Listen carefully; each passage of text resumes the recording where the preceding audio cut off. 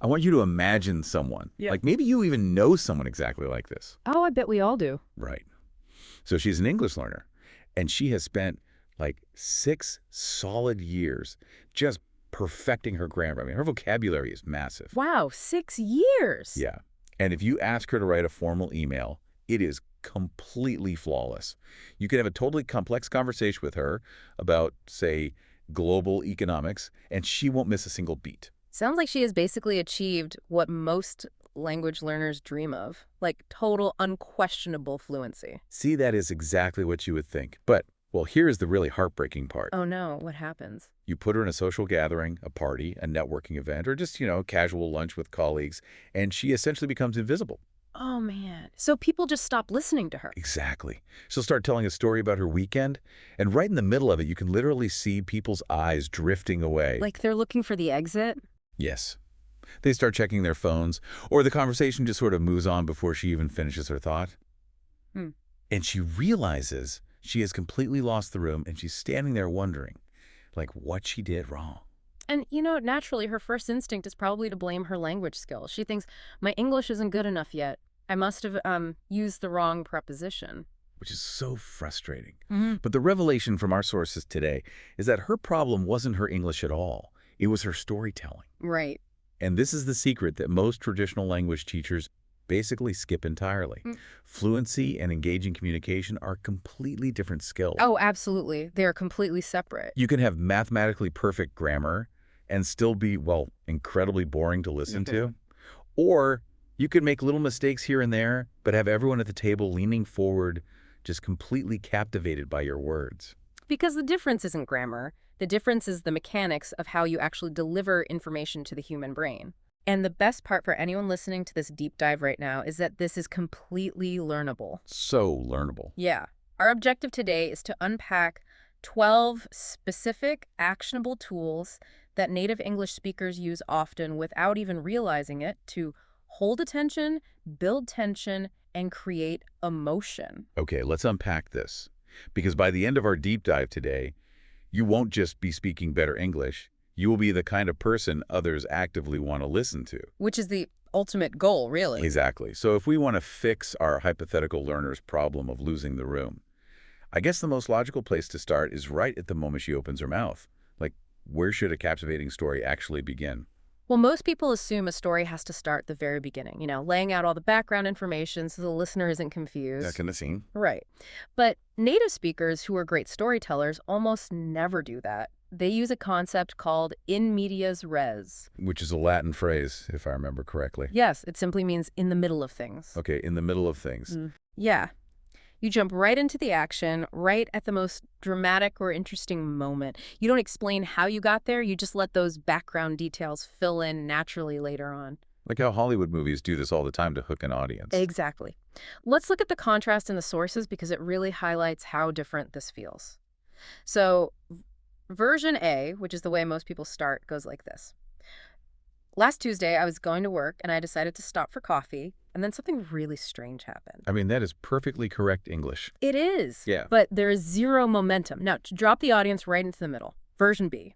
So I'm standing in the middle of a coffee shop, completely covered in someone else's latte, and a woman I've never met in my life is crying and apologizing to me. Oh, wow.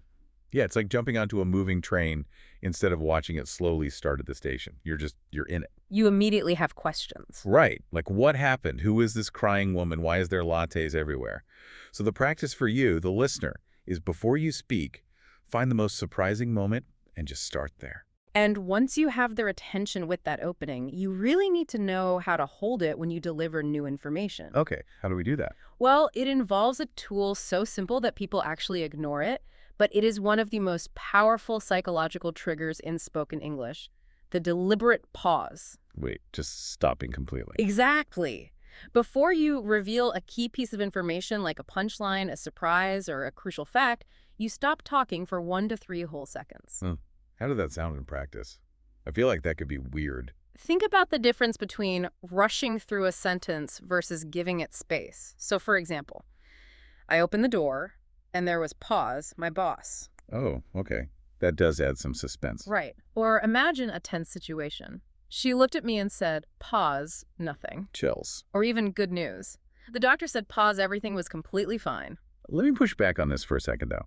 When you are speaking in a second language, you already feel, self-conscious. Oh, absolutely. Doesn't standing there in silence for 3 seconds feel incredibly awkward? Won't people just think I've, forgotten my vocabulary words? It absolutely feels uncomfortable for the speaker. You feel exposed and vulnerable. Right, like you've messed up. But I can reassure you to the listener, it feels electric. The human brain is actually wired to pay attention to sudden silence.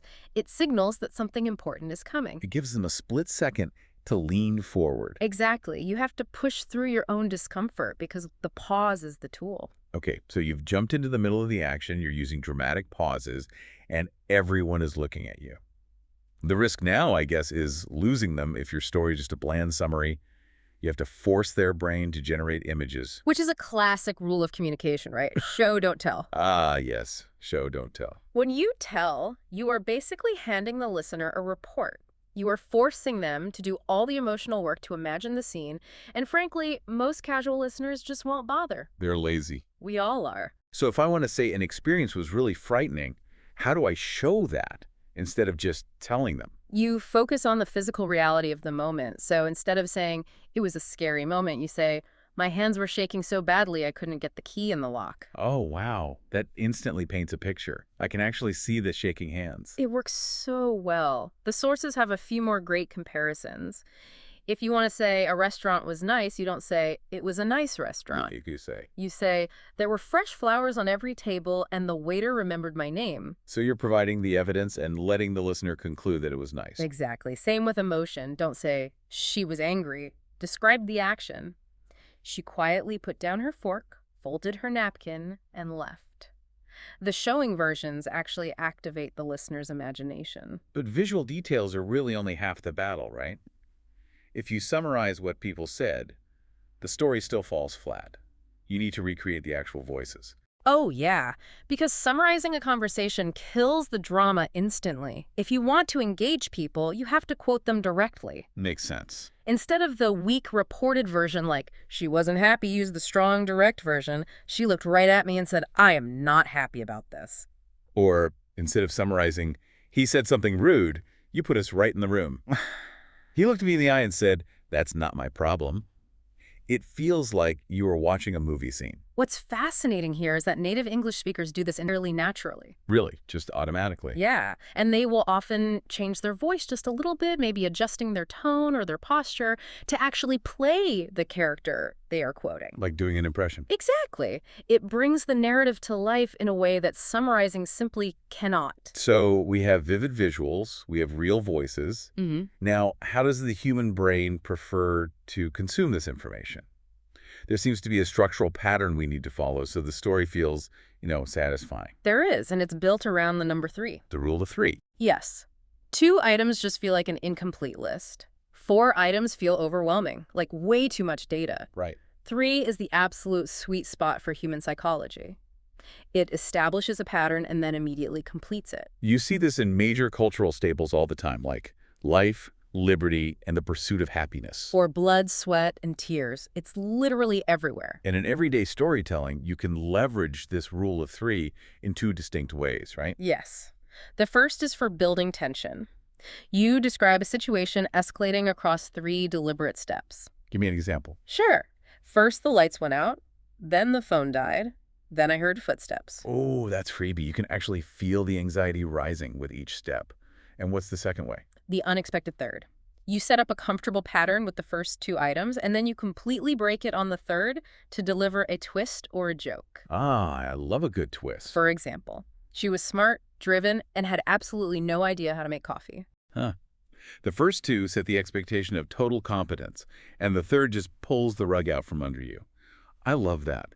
But wait, if I'm trying to fill those 3 slots with details, and I'm speaking a second language, doesn't trying to remember highly specific details just make me stumble over my words more? That's a very common fear, but the trick is that you don't need a comprehensive list of everything in the room. Okay. You just need to swap out general statements for 1 or 2 highly specific details. General statements are forgettable. Right. Specific details make the listener trust you because they prove you were actually there observing the world. So instead of saying, we went to a nice anniversary restaurant, I could just give one really clear detail. Like, we went to this tiny Italian place on 5th and Madison, 12 tables, no menu. Exactly. It anchors the story in reality. Or instead of saying someone wore an unusual outfit, you say they were wearing a floor-length yellow raincoat indoors in July.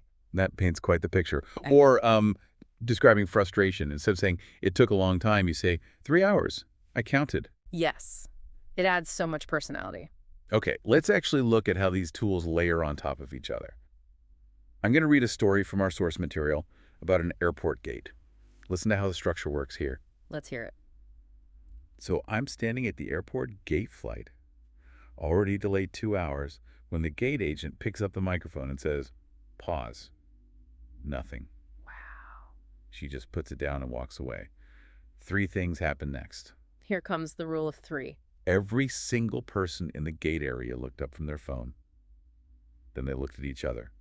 Then they all slowly turned back to their phones. Such a great visual. I turned to the man next to me, mid-50s, reading glasses, older coat, and asked what was happening. He looked at me over his glasses and said, "Son, I have been flying this route for 22 years. It never goes well. My hands were reaching for my phone to change the booking, just based on that man's expression." I mean, that is a masterclass in combining these elements. We jump straight into the middle of the delay at the gate. In medias res. Exactly. There's that wonderful suspended pause before the agent says nothing. And notice the rule of 3 for the crowd's reaction. Looking up, looking at each other, turning back to phones. The specific details do so much heavy lifting there. The reading glasses, the older coat, we can picture him instantly. Combine that with the direct speech. Son, I have been flying this route for 22 years, and we are standing right there with you. But once you have them hooked at that midpoint, you have to manage their emotional heartbeat so they don't get bored before the end. That's the real challenge. The sources use a fantastic analogy for this. Think of tension in a story like pulling back a rubber band. A rubber band. Yeah. The longer and further you pull that rubber band, the more satisfying the snap is when you finally let it go. Yeah. You deliberately build tension using phrases that signal to the brain that a change is coming.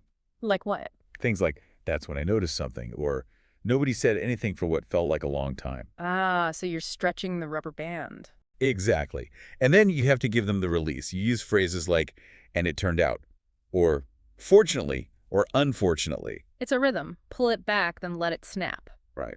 If we connect them to the bigger picture, a major pitfall for language learners is that they feel nervous holding the floor. Because everyone's staring at them. Exactly. Because they feel anxious, they rush straight to the resolution to get the story over with as fast as possible. They just blurt out the ending. They let go of the rubber band way too early and it just flops. You have to let the story breathe. And how you deliver that suspense relies entirely on your physical voice. Think of it as an instrument. That's a great way to look at it. A monotone delivery will kill the greatest story in the world, but a dynamic delivery can absolutely save an average one. Because your voice essentially has 4 controls. What are they? Speed. You slow down for important heavy moments and speed up during chaotic action. Volume. You can drop your voice to almost a whisper to draw people in, or let it rise for excitement. Makes sense. What's the third? Pitch. Varying the high and low notes so you don't sound like a robot. And finally, pause, which is literally using silence as a part of your vocal range. The source material actually has a great exercise for this. Let's take the sentence. "I couldn't believe what I was seeing." Okay, let's play with it. Try loud and fast. "I couldn't believe what I was seeing." Very chaotic. Now, quiet and slow.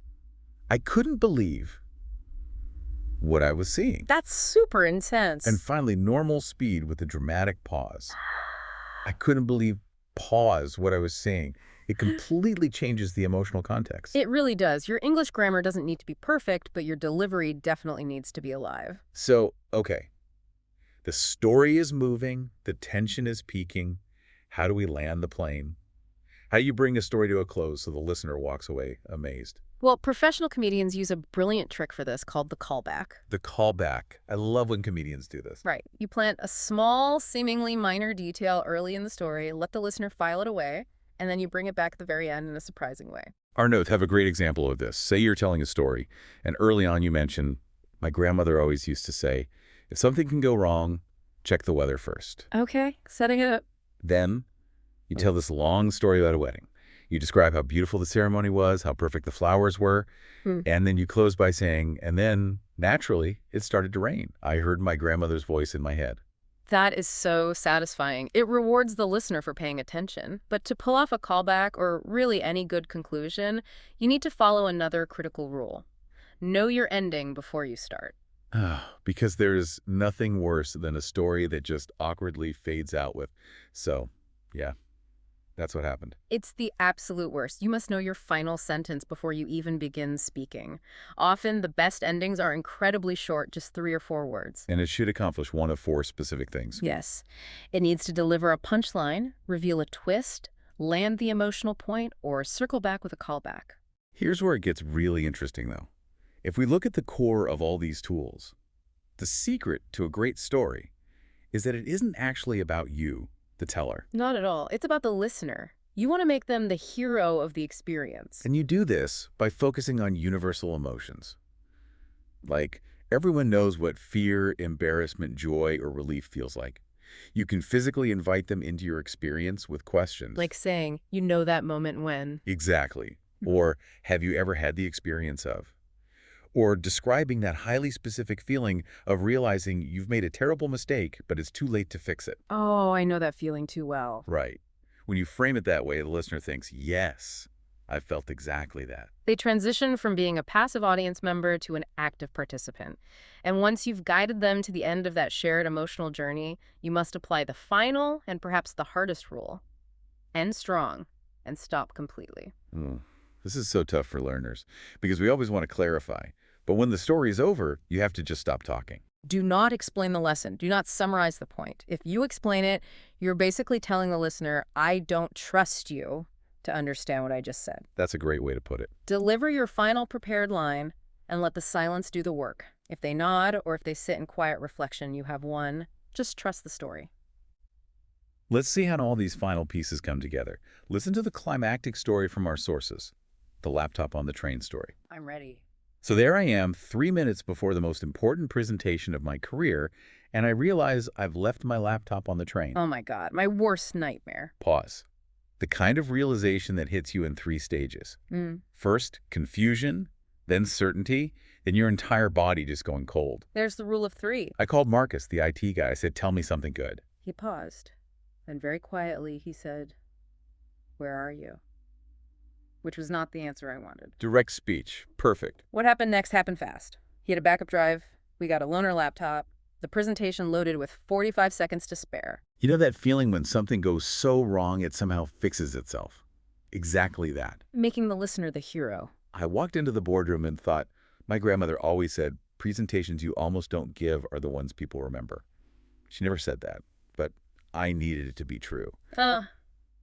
The callback twist. The presentation went well. Yeah. Pause. Marcus never lets me forget it. Wow. Clean. Powerful. It utilized the 3 stages of panic, the direct quoted speech with Marcus. It invited the listener in with, you know that feeling, employed a fake grandmother callback, and ended with a total, unapologetic stop. Marcus never lets me forget it. Boom. Done.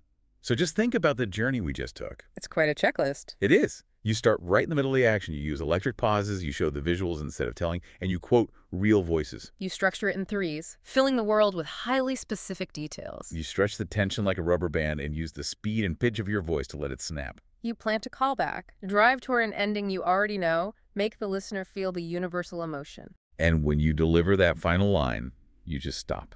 Think back to the English learner from the beginning of our deep dive. The one who was invisible at parties. Yeah. If she applies even half of these tools, it goes far beyond just passing a language exam.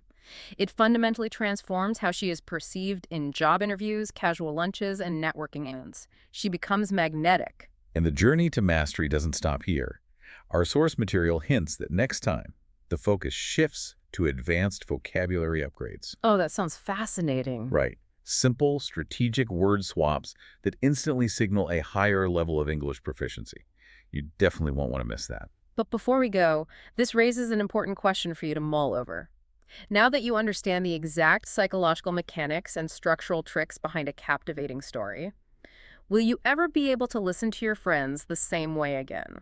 Does knowing the mechanics ruin the magic of a good story, or does it just make you appreciate the magician even more?